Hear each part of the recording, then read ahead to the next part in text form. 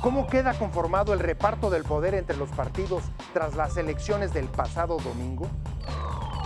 ¿Cómo impactan las amenazas de gripe aviar a la industria avícola? Quédese con nosotros.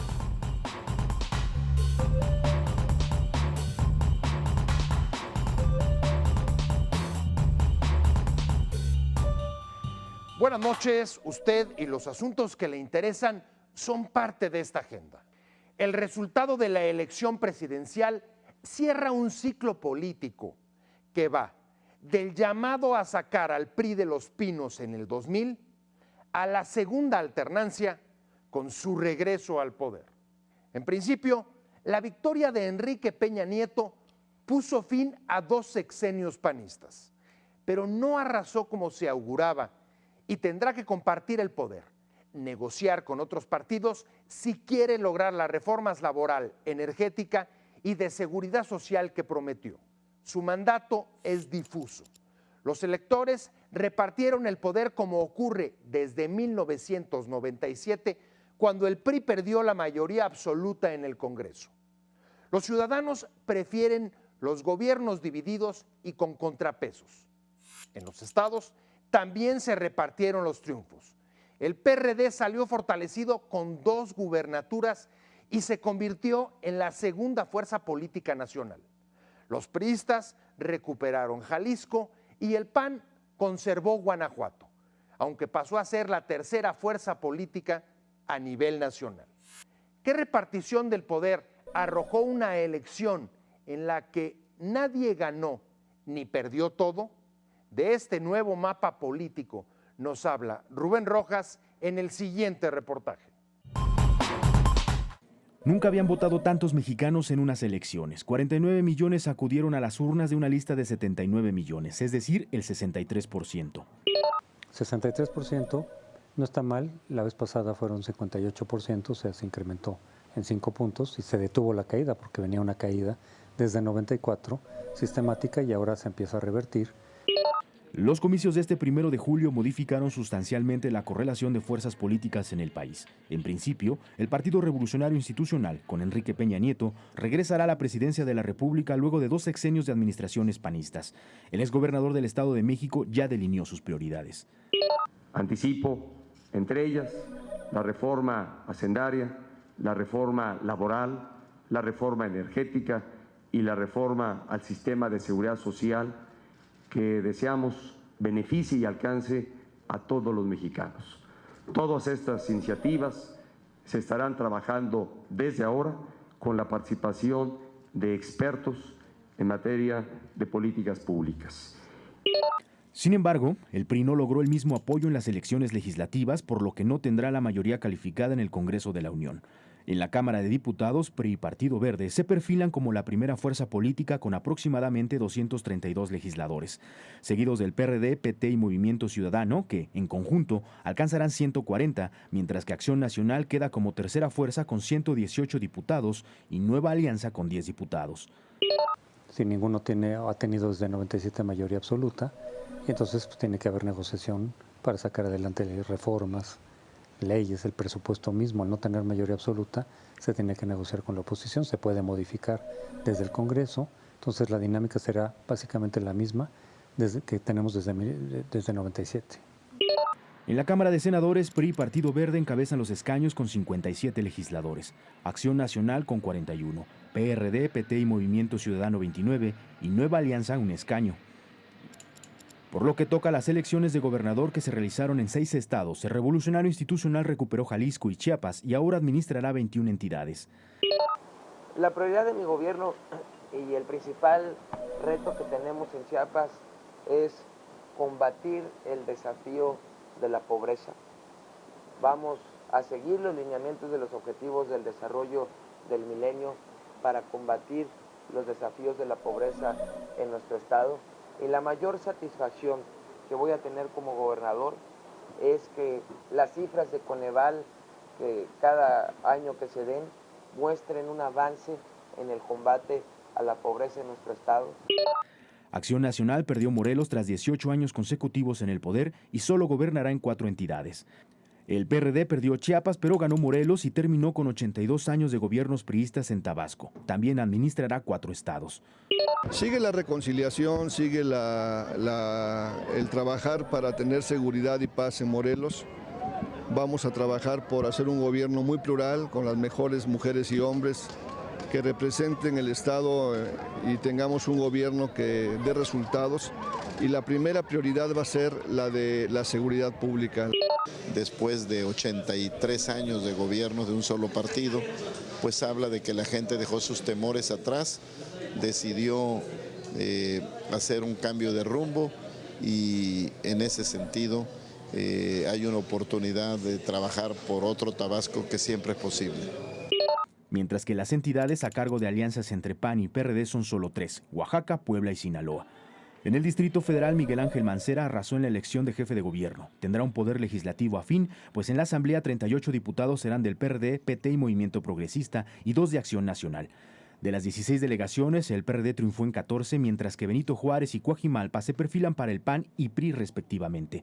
Además, 3 estados eligieron Congreso local y alcaldías. En al menos 4 de ellas las fuerzas se modificaron. Sobre todo el cambio más importante es la caída del PAN en tercer sitio. Y además de perder varios estados, ¿no? Como Jalisco y Morelos, que son estados importantes. Y el PRI, bueno, ya venía como primer lugar, ya venía como una fuerza importante desde el 2009, pero ahora reconquista la presidencia y evidentemente es un cambio significativo, ¿no? En Nuevo León se modificó el poder de los diputados, donde hasta ahora el PRI tiene el mayor número de curules. Tras la votación, este partido pierde la mayoría frente al PAN. En el caso de Sonora, el PRI perdió la mayoría, pues la elección arrojó un empate a 10 legisladores. Una proporción menor se prevé para PRD, PANAL y PT. En San Luis Potosí ocurrió lo contrario. Ahí el PAN perdió su mayoría de 10 curules y ahora la ganaría el PRI con el mismo número, para quedar como segunda fuerza el blanquiazul. En Colima, el Revolucionario Institucional perdió la mayoría en el Congreso local al obtener solo 9 de los 16 distritos electorales locales. Las agencias mantuvieron la calificación del país porque el triunfo de Enrique Peña Nieto les ofrece continuidad en la política económica. A pesar de que Andrés Manuel López Obrador impugnará las elecciones, como en 2006, y de que ninguna fuerza política por sí sola controlará el Congreso. Esperan una transmisión suave del poder, una vez que el presidente Felipe Calderón ofreció su disposición a colaborar con su sucesor. La confrontación entre poderes que surgió de la dispersión del voto en las elecciones del año 2000 y las de 2006 fue un freno para los cambios que impulsaron los gobiernos panistas. A Peña Nieto le conviene abrir el diálogo con una visión amplia e incluyente hacia la oposición. Hay que recordar que históricamente la mayoría de las reformas importantes se concretaron al principio de un nuevo mandato, cuando el bono de legitimidad es más alto. Así fue en la década de los 90, cuando el PRI y el PAN acordaron cambios en el Congreso bajo las últimas presidencias priistas del siglo XX. La gran diferencia es que ahora la izquierda es la segunda fuerza política del país.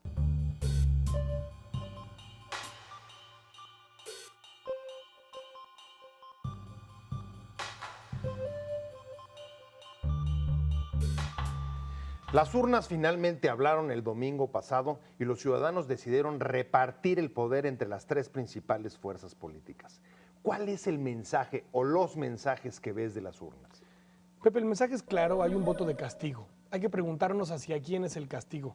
¿Hacia 12 años de gobiernos panistas? ¿Hacia el gobierno actual? ¿Hacia el partido o hacia la candidata? Pero definitivamente hay un voto de castigo y el regreso y una segunda oportunidad para el PRI. Pero hay un voto también, digamos, claro para el ganador. No lo que se esperaba, no los porcentajes que se auguraban, pero sí tenemos un ganador con una distancia de 7 puntos. ¿Qué significa eso? El PRI se ha reconstituido, refortalecido a lo largo de los años. Después, recordemos, hace 12 años lo veían muchos como un partido muerto y hoy está más vivo que nunca, recuperando el poder, pero no solo el poder presidencial, sino también casi la mayoría en el Congreso, no la mayoría, pero casi, y sobre todo gobiernos estatales que había perdido a lo largo de los años y que los ha ido recuperando. Desde 1997 no tenemos ninguna mayoría absoluta. Ningún presidente ha contado con su partido en el Congreso. ¿Qué implicaciones crees que tenga el hecho de que esta vez tampoco el PRI vaya a contar con la mayoría absoluta en el Congreso. Hay una falsa percepción de que los gobiernos divididos, de que un Congreso dividido retrasa y detiene el avance del país. Yo no estoy de acuerdo con eso.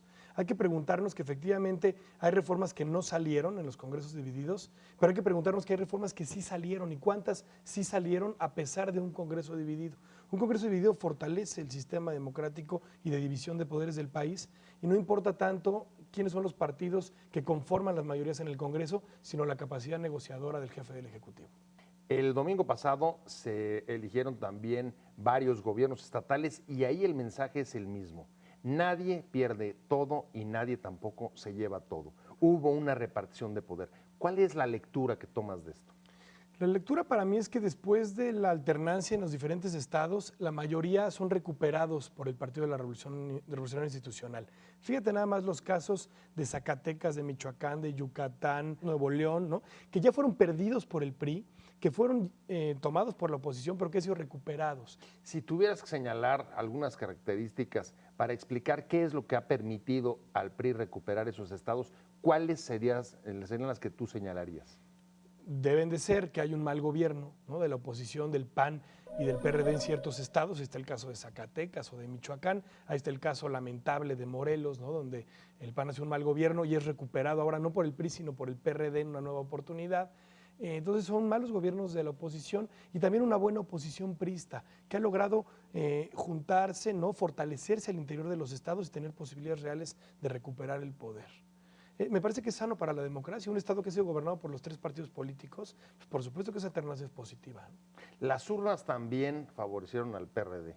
Se lleva 3 estados, Distrito Federal, Tabasco y Morelos, a reserva de que se confirme en los resultados oficiales y, por supuesto, se convierte en la segunda fuerza política del país. ¿Qué significado tiene esto? Es muy importante eso, porque el mensaje de la sociedad es un mensaje de apuesta a una izquierda que tiene que reformarse.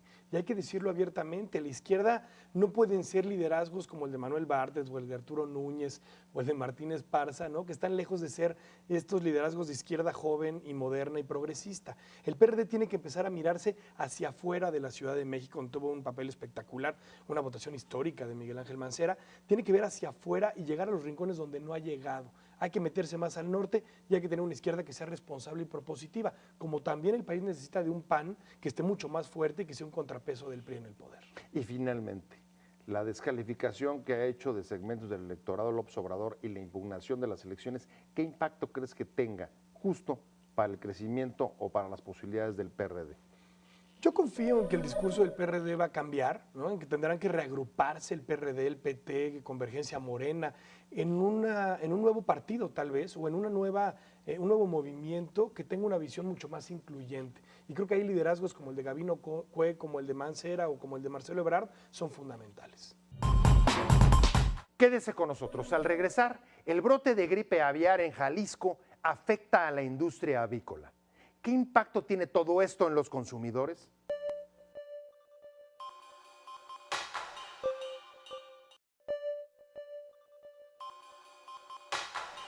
La atención de organismos internacionales de salud y alimentación como la FAO está puesta en las granjas avícolas comerciales de Jalisco, desde la aparición la semana pasada de un brote de gripe aviar tipo H7N3. Se trata de un virus altamente patógeno. La preparación por experiencias como la epidemia de influenza H1N1 permitió la activación temprana de la alerta de emergencia de sanidad animal para controlar los focos y prevenir el contagio. Colima, por ejemplo, cerró fronteras con Jalisco, el mayor productor de huevo del país. En solo 48 horas se identificó el virus que había provocado ya la muerte de miles de aves, cuando antes demoraba más de un mes en causar estas pérdidas. También se determinó que no afecta al ser humano y se ubicó la vacuna para proteger a los animales. El cerco sanitario no impidió, sin embargo, que el temor a la escasez y la especulación dispararan el precio de 2 productos de la canasta básica, el huevo y el pollo. ¿Qué impacto puede tener esta gripe en la industria avícola mexicana y en el abastecimiento para la población? De este tema Nos habla Araceli Aranday en el siguiente reportaje. La canasta básica de los mexicanos podría quedarse incompleta durante el resto del año. El brote de un virus infeccioso afecta 2 de los 10 productos que la conforman, el huevo y el pollo. Nada más compré 2 muslos, eso es todo, y pagué 20 pesos por 2 muslos. El precio de estos alimentos ha aumentado debido a la propagación de la influenza aviar. Esta enfermedad viral altamente contagiosa que afecta principalmente a las aves no se había registrado en nuestro país en los últimos 18 años. El último brote, catalogado como muy agresivo, ocurrió en 1994. 16 años después, en marzo del 2010, resurgió el tema cuando el Instituto Nacional de Salud Pública reportó lo que consideró como la inminente llegada del virus al continente americano debido a su aparición en Europa, Asia y África ese año. Finalmente, a mediados de junio pasado, el virus de la influenza aviar H7N3 llegó a territorio mexicano. El primer reporte oficial lo hizo la Organización de las Naciones Unidas para la Agricultura y la Alimentación. La FAO adelantó que en la zona occidental del país se registraron 800,000 gallinas muertas por la enfermedad. 200,000 fallecieron a causa del virus y las restantes 600,000 fueron sacrificadas de manera preventiva. La Secretaría de Agricultura, Ganadería y Pesca, a través del Servicio Nacional de Sanidad, Inocuidad y Calidad Agroalimentaria, confirmó la presencia del brote en granjas avícolas de los municipios de Tepatitlán y Acatic, en el estado de Jalisco. El pasado 4 de julio, la dependencia informó que el número de aves que han muerto por enfermedad o despoblado como medida de control y erradicación son 987,701 hasta el día de hoy. Esta situación ha propiciado un aumento de hasta 5% en el precio del pollo. Todo el mundo piensa ya en vender otras cosas, ¿no? Para mejorar ya, como dicen, los gastos, más que nada. Por último, ¿cuánto ha subido el pollo en la última semana? Pues como 5 pesos, 10 pesos. En la última semana, de 5 a 10 pesos. En el caso de los derivados de las aves, el incremento es de hasta un 28%. Ha subido bastante. De la semana antepasada estaba a 16 y ahorita ya lo estamos dando a 23. Las autoridades informaron que en el caso del pollo, cuyo precio no está controlado, no hay motivos para aumentos, porque el virus afecta solo a gallinas ponedoras. Sin embargo, reconocieron el incremento en el precio del huevo. Efectivamente, el precio del huevo ha estado aumentando desde que se conoció este problema.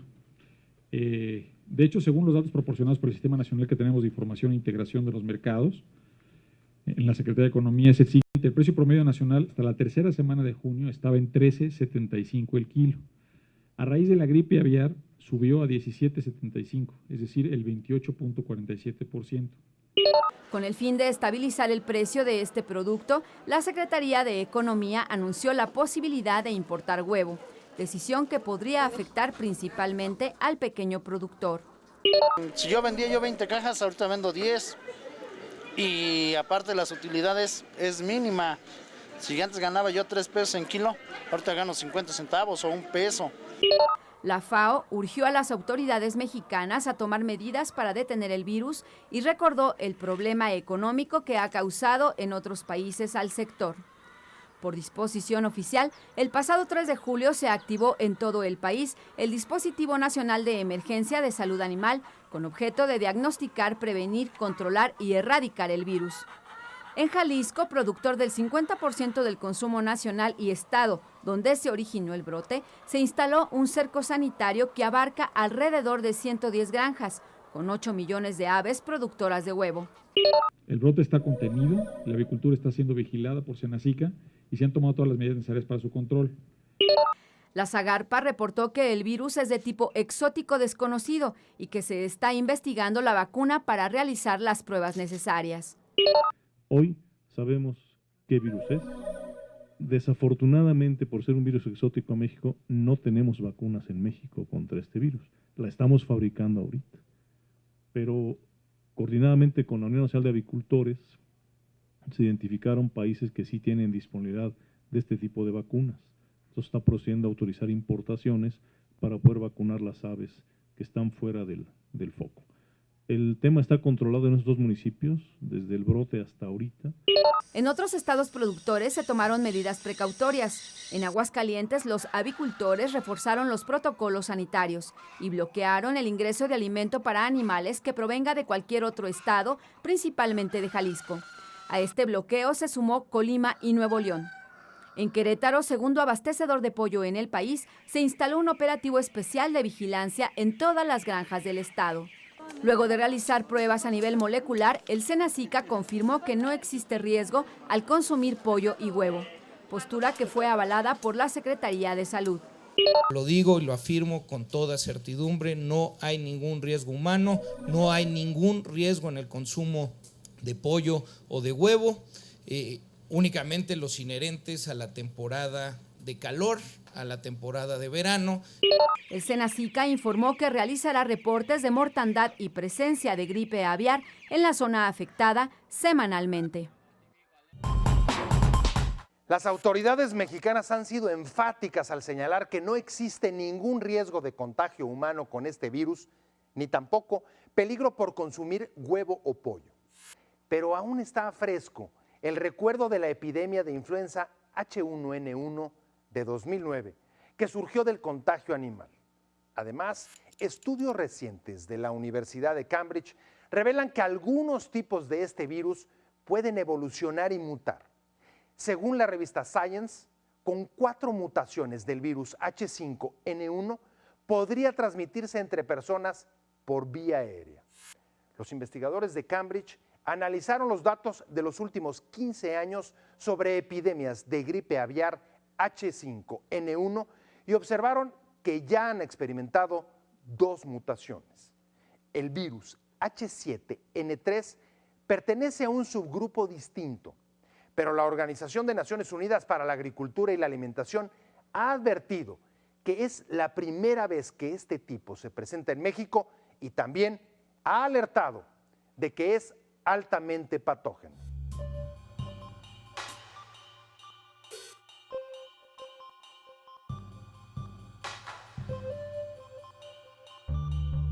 Hay preocupación de organizaciones internacionales de salud y de alimentación por el brote de influenza avícola en Jalisco. ¿Se justifica esta preocupación? Sí se justifica, Pepe, porque definitivamente México está obligado a reportar a la Organización Internacional de Salud Animal, la OIE, cualquier brote que haya de H5 o H7, que es el caso actualmente en Jalisco. ¿Qué es lo que se ha hecho para contener el virus y evitar su propagación? Mira, primero que nada hay un cerco sanitario, se ponen cordones cuarentenarios a 5, 10, 20 y 50 kilómetros y prácticamente de ahí no se puede mover ningún producto de aves que tengan presencia de este virus. Lo controla definitivamente la Secretaría de la Movilización, principalmente de aves vivas y discretas, ¿no? ¿Cómo podrías valorar o situar el impacto de este virus, de esta epidemia, sobre la industria avícola mexicana? Hasta la fecha, lo que la Secretaría nos ha informado es que aproximadamente hay 1.750.000 aves infectadas en 10 granjas y se han sacrificado más o menos 1 millón de aves. Pero eso en proporción a lo que produce Jalisco y el país realmente no es tanto.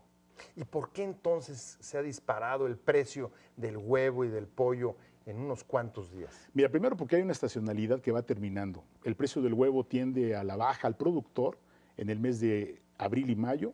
Junio empieza a tener un comportamiento a la alza y esta noticia que sale en prensa, por supuestamente, hace que los mercados entren en una burbuja especulativa que yo estoy consciente de que ya terminó. ¿En cuánto tiempo estiman ustedes que debe de regresar al nivel que tenía? Mira, normalmente lo que nos dicen los que conocen, que son los economistas, que el impacto te lleva 15 días. O sea, cuando sube el precio, te lleva 15 días en que repercutas el precio al consumidor, y esa es la cadena comercial, y otros 15 días en que vuelva a bajar, cuando se dé cuenta el comerciante que efectivamente el huevo no se puede comprar al mismo precio, ¿no? Pérdidas, ¿en cuánto estiman ustedes que puedan darse a raíz del brote de influenza? Mira, las tenemos que valorar, pero lo que sí llegamos a un acuerdo incluso entre los avicultores y con la Secretaría es que vamos a crear un fondo contingente, que ahorita por lo pronto son 70 millones de pesos los que estamos poniendo a disposición de las empresas que están sacrificando estas aves y que están teniendo este tipo de pérdidas, ¿no? La producción de huevo la tienes concentrada en Jalisco, entiendo que es más del 50 o alrededor del 50%. Jalisco representa el 55% de la producción nacional y de manera concreta los municipios que están afectados representarán probablemente el 30-40% en cuanto a la producción, pero las aves infectadas y las aves despobladas, pues prácticamente es un porcentaje mínimo, ¿no? Respecto a algún caso detectado en el que haya habido contagio a una persona, las autoridades dicen enfáticamente que eso no es posible. No, no es posible. ¿Ustedes tienen también confirmado que no se ha producido? No, no es posible. Es una enfermedad exclusivamente de las aves, está en las aves y no hay ningún problema incluso del consumo de ningún producto avícola, como lo dice incluso la FAO, lo dice la Organización Mundial de la Salud y la OIE. Esta es la primera vez que se presenta un virus de este tipo en México. ¿A qué lo atribuyen? No, no es la primera vez. México tuvo un H5N2 que entró en 1994. Hubo patogenicidad en aquella época. También se despoblaron granjas y ahora nos pegó el H7. Pero este sí no había venido. No, este es exótico y por eso se dispara el dispositivo. Y este H7 puede venir, que es lo que se cree, por aves migratorias, ¿no? Que entran en contacto con algún ave de traspatio, con algún gallo, y ahí es donde empieza precisamente la actividad viral. Gracias por habernos acompañado en Agenda a Fondo. Recuerde que puede escribirnos a la dirección de correo y Twitter que aparecen en la pantalla.